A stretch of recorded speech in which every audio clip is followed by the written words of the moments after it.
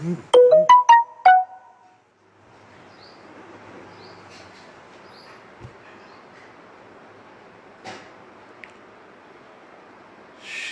राम जय राम जय जय राम। श्री राम जय राम जय जय राम। श्री राम जय राम जय जय राम। श्री राम जय राम जय जय राम। श्री राम जय राम जय जय राम। श्री राम जय राम जय जय राम। सच्चिदानंद भगवान की जय। आज हम मन के ऊपर चर्चा करने जा रहे हैं। शास्त्र कहते हैं मन एव मनुष्याणाम कारणम बंधन मोक्षयो वंधाय विषय संगान मुक्तये निर्विषयम मनः। ये मन इतनी शक्तिशाली चीज है जो जीवात्मा को बंधन में भी डाल सकती है और मोक्ष का आस्वादन भी करा सकती है। पर कैसे होता है? बोले वंधाय विषय संगान मुक्तये निर्विषयम मनः। जब ये मन विषयों का संग करता है तो ये जीवात्मा को संसार के माया के बंधन में डाल देता है, जन्म मरण के बंधन में डाल देता है। और यही मन जब निर्विषय हो जाता है तब ये मन जीवात्मा को मोक्ष का स्वाद दे देता है, मोक्ष करा देता है। ये निर्विषय होना और विषयों का संग क्या है? हमारे पास 5 ज्ञानेंद्रियां और 5 कर्मेंद्रियां हैं। इनकी द्वारा जब हम शास्त्र की मर्यादा को तोड़ करके विषयों को भोगते हैं तब यही हमारे लिए बंधनकारी हो जाता है। क्योंकि इंद्रियां परा आहुर इंद्रियेभ्यो परः मनः मनसस्तु परः बुद्धि बुद्धिरस्तु परा ही सह। इंद्रियेभ्यो परः मनः, इंद्रियों से हम विषयों को भोगते हैं। और ये इंद्रियां को ताकत कहाँ से आती है? मन से आती है। तो जब हम मन को किसी इंद्री के साथ जोड़ देते हैं तब उस इंद्री से हम संसार के जब शास्त्रीय मर्यादा के विपरीत भोग भोगते हैं तब वंधाय विषय संगान, इस तरह से विषयों को भोगने पर ये मन हमें बंधन में डाल देता है। मुक्तये निर्विषयम मनः, जब इन्हीं ज्ञानेंद्रियों कर्मेंद्रियों के साथ अपने मन को जोड़ करके हम शास्त्र की मर्यादा के अनुसार, शास्त्र की आज्ञा के अनुसार, भगवान और धर्म की जो आज्ञा है, मर्यादा है, उसके अनुसार जब हम इन इंद्रियों का उपयोग करते हैं, इन इंद्रियों को विषयों से जोड़ते हैं, तब यही हमारा मोक्ष करा देता है। इसीलिए भगवान भी ये बात कह रहे हैं रामायण में कि निर्मल मन जन सो मोहि पावा, मोहि कपट छल छिद्र न भावा। जिसका मन निर्मल हो उसको इतना बड़ा लाभ हो सकता है कि मैं दुनिया का मालिक हूँ, सृष्टिकर्ता, पालन करता और संहार करता, और सब कुछ देने में, लोक और परलोक का सब कुछ देने में समर्थ हूँ।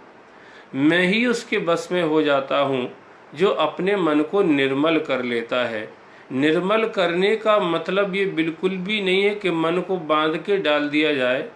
निर्मल करने का मतलब भगवान का यही है कि मन से हम भगवत आज्ञा, शास्त्र मर्यादा और धर्म जो चाहता है उसके अनुसार ही हम विचरण करें, इसके विपरीत आचरण न करें, तो ये मन की द्वारा की हुई सारी क्रियाएं हमें मोक्ष दिला देती हैं। भगवान का एक नाम भी है मनमोहन। भगवान हमारे मन को अपने साथ जोड़ लेते हैं, इसलिए उनका नाम बुद्धि मोहन भी नहीं है, चित्त मोहन भी नहीं है, अहंकार मोहन भी नहीं है। भगवान ने अपना नाम अपनी खुशी से ही रख रखा है, मनमोहन। जब हम अपने मन को शास्त्रीय मर्यादा के अनुसार चलाते हैं तब भगवान हमारे मन को अपने साथ जोड़ लेते हैं, और वो उनका नाम उनने रख रखा है मनमोहन। अब बात ये आती है कि इस मन को किस तरह से बस में किया जाए। एक दृष्टांत आप सबने सुना होगा। एक सेठ जी एक संत के पास सत्संग के लिए जाते थे, तो सेठ जी ने संत से प्रार्थना करके एक प्रेत को सिद्ध कर लिया, और जैसे ही वो प्रेत सिद्ध हुआ तो उसने कहा कि हम तुम्हारे सारे काम करेंगे पर हम फालतू नहीं बैठेंगे। अगर तुमने कोई काम नहीं मुझे बताया तो फिर मैं तुमको ही मार डालूंगा, तुमको ही खा जाऊंगा। तो सेठ उस प्रेत को तरह तरह के काम बताने लग गया। ऐसा घर बना दो, ये गाड़ी ला दो, ये कपड़े ले आओ, इतना सोना चांदी उठा के ले आओ। सब कुछ जितने काम सेठ के दिमाग में आते वो सब उस प्रेत को बताता, पर प्रेत तो चुटकी बजाते ही सारे काम कर देता। और जब सारे ही काम खत्म हो गए, अब उस प्रेत ने कहा कि काम बताओ नहीं तो हम तुम्हें खा जाएंगे। अब तो सेठ घबराया कि इतना सब काम भी करा लिया और आखिरी में मरना ही है, तो फिर मतलब ही क्या हुआ। तो सेठ दौड़ करके उन्हीं संत के पास गया जिनसे विद्या सीख करके उन्होंने इस प्रेत को सिद्ध किया था कि महाराज ये तो हमें मार डालेगा, कहता है काम बताओ नहीं तो हम मार डालेंगे तुमको, तो अब आप ही हमारी रक्षा कर सकते हो। संत ने हंस कर के कहा कि सेठ जी जब तुम्हें कोई काम हो तो काम बता दिया करो, नहीं तो अपने घर के आंगन में एक खम्मा गाड़ दो, और जब कोई काम ना हो तो उस प्रेत से कह दिया करो कि अब तुम इस पर चढ़ते रहो उतरते रहो, यही तुम्हारे लिए काम है। इस तरह से सेठ जी उस प्रेत से काम भी निकाल लेते, और जब काम नहीं होता तो उसको खम्मे पर चढ़ने उतरने की आज्ञा दे करके उसके जो वो मारना चाहता था उससे भी बच जाते थे। ये दृष्टांत क्या बता रहा है? ये प्रेत है क्या? ये प्रेत कोई और नहीं है, ये प्रेत हमारा मन ही है। चंचलम ही मनः कृष्ण प्रमाथि बलवदृढ़म तस्याहम निग्रहम मन्ये वायुरिप्स दुष्करम। ये मन को चंचल कहा है। शास्त्रों में मन को बंदर की उपमा दी गई है। जैसे बंदर चंचल रहता है, एक जगह बैठता नहीं है, ऐसे ये मन भी चंचल रहता है, ये एक जगह शांत नहीं रहता है।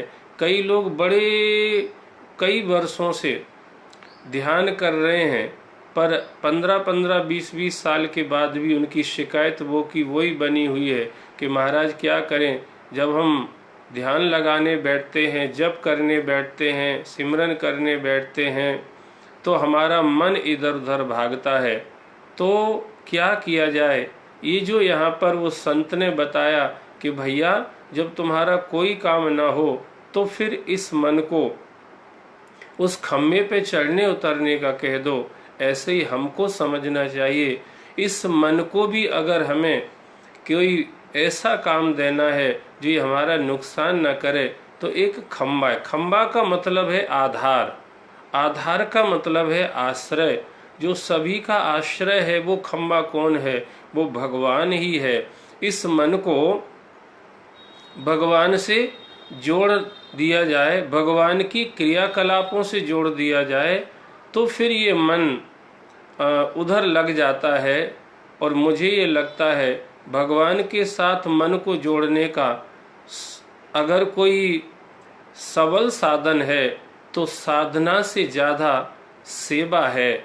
और हमें भगवत सेवा को अपने जीवन में जोड़ करके इस मन को भगवान के साथ लगाने का प्रयास करना चाहिए। जैसे गोपियां हैं, गोपियां सुबह से उठती हैं, जो कुछ भी करती हैं दिन भर श्याम के लिए ही करती हैं। 4 बजे से दधि मंथन करती हैं। घर के लोग पूछते इतनी जल्दी दधि मंथन क्यों कर रही हो?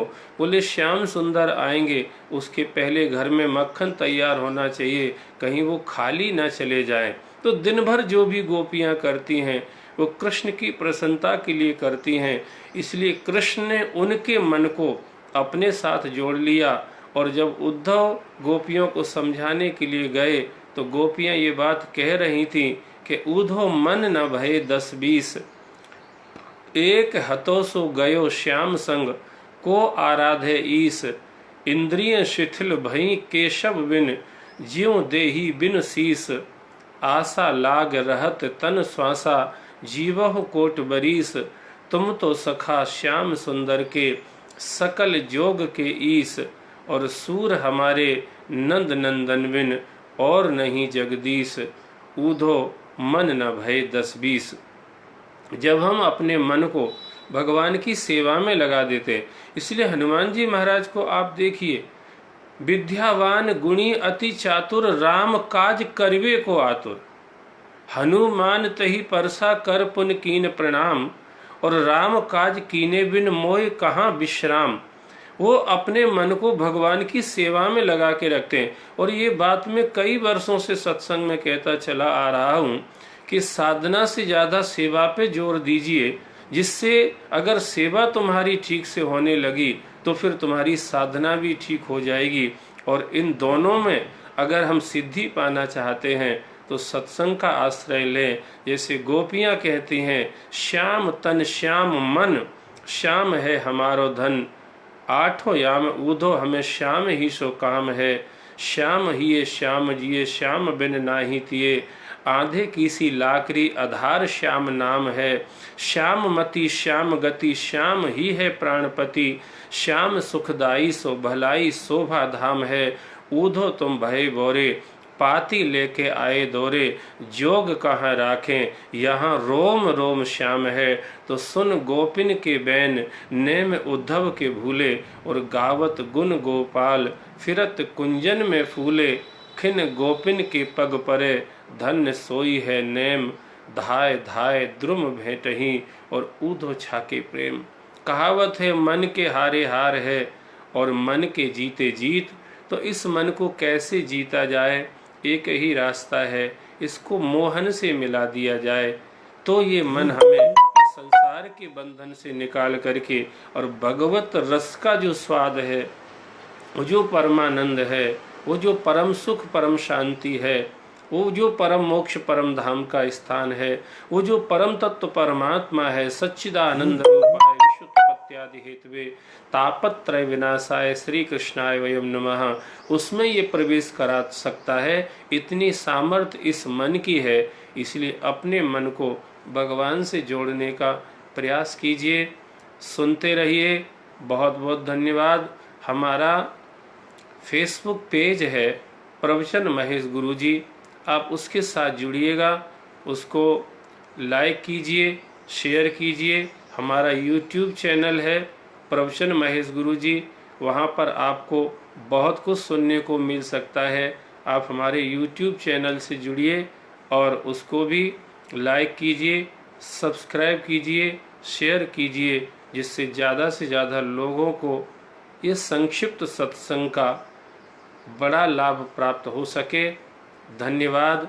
फिर मिलेंगे। राम राम।